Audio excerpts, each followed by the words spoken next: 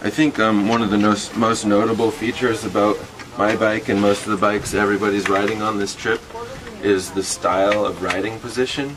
Most people who go on bike tours are leaning over in one way or another for to be to have less wind resistance, and almost all of us have these bars, which are some people call them city bars or cruiser bars, and it really allows you to keep your back upright, your neck upright, to be looking forward. You can look around you in every direction and you're just in a really relaxed, comfortable position.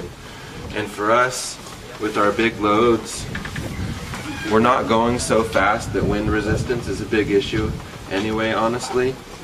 And it's just way more important for us to be comfortable and to be able to look around, have an open chest, than it is to be a little bit faster and have less wind resistance. That's part of the pleasant part of the revolution. This is, I got a little bell here. That's for fun and for alerting people that you're riding up behind them, etc. And this is the Down Low Glow made by Rock the Bike.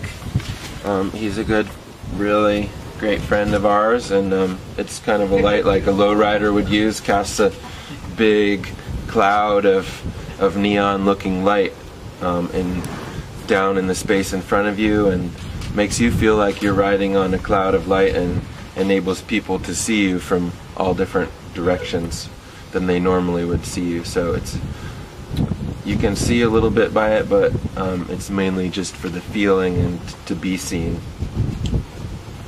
so people think you're cool and so people don't run you over. This is called a clean Canteen. It's a metal stainless steel water bottle, so I really like it because it doesn't taste like the plastic yuckiness that most water bottles taste like. So, and also aside from the taste, I think plastic water bottles are potentially and probably most likely dangerous for our health. If you Google plastic water bottle dangers, you'll probably be able to read all about it.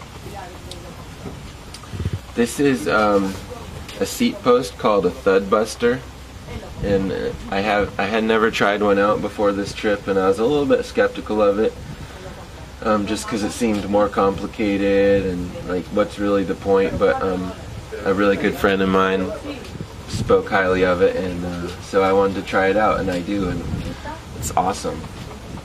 It just takes away the little bumps and allows more of my, suspends my weight, and so I feel like my bike is able to move independently of me, which ultimately puts less stress on the bike frame, which I feel is really important. I'm stoked about the Thud Buster. It's not that heavy and it works super well. This seat is called Selle Anatomica, and you may have seen these leather saddles called Brooks saddles. It's kind of like that, except it has this cutout in it, and it has an adjustment here so you can adjust the tension of it.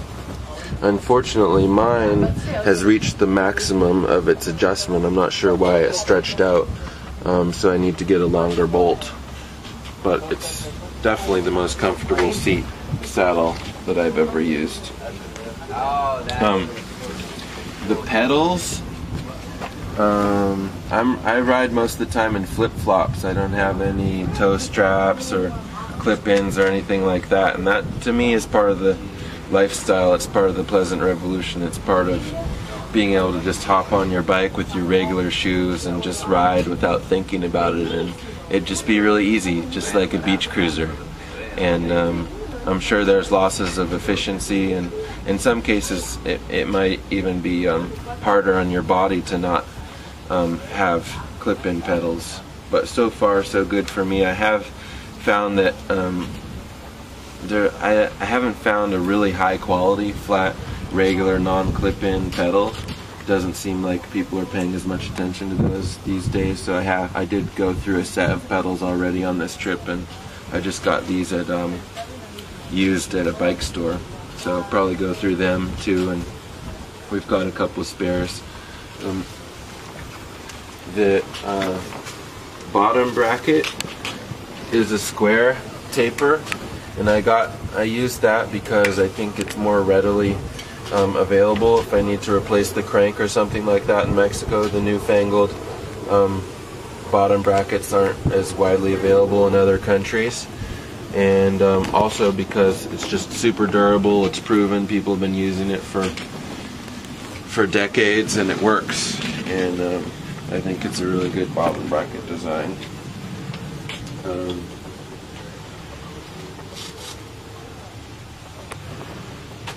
I think that's about it. Any questions? Thank you, and come back. Stay tuned for the next episodes where I'm going to talk about the power generating system, which is what this is part of, and I'm going to talk about the load that I'm carrying, which is, I haven't weighed it recently, but I think it's about, total including the bike, around 200 pounds. My personal maximum. Later, tater.